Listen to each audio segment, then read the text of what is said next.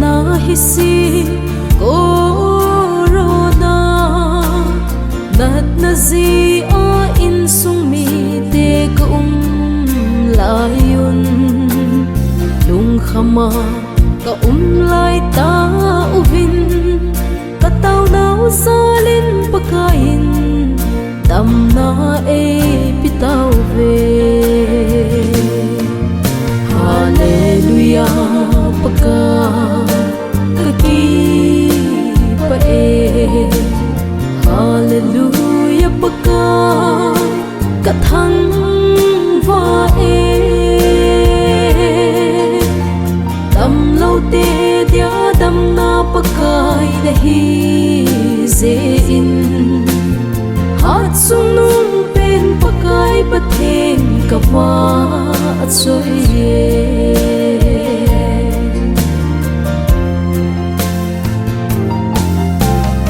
o milung se thêm khuto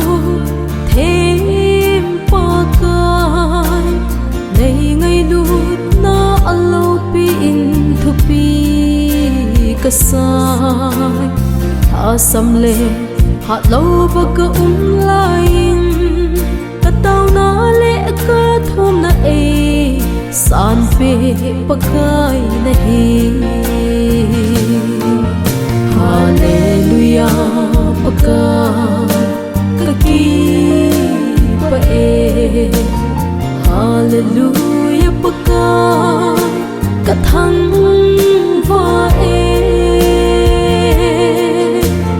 tam lâu te dia dam na pakai na hi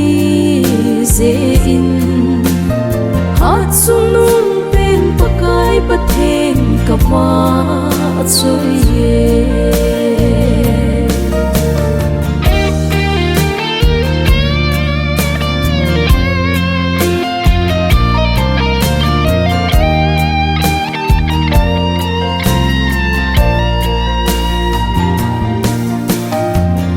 pakai kahinna suhat singin tha sam le hat lo baka lain zong dei ngai lut nào a lâu pi nge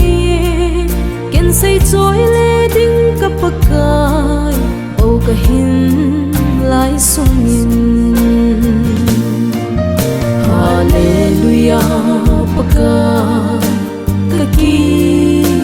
pa e hallelujah paka kathang va e tam lâu te dia dam na pakai na hi ze in hat sung nung pen pakai pathen ka wa choi ye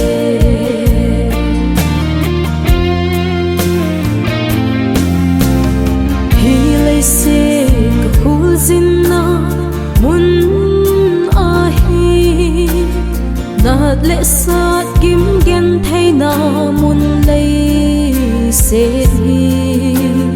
lung leng vai ta ka lai in zong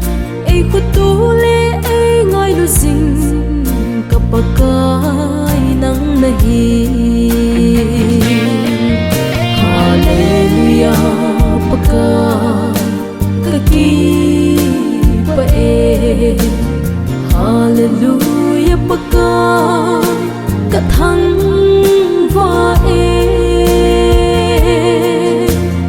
tam lâu te dia dam na pakai na hi ze in hat sung nung pen pakai pathen ka wa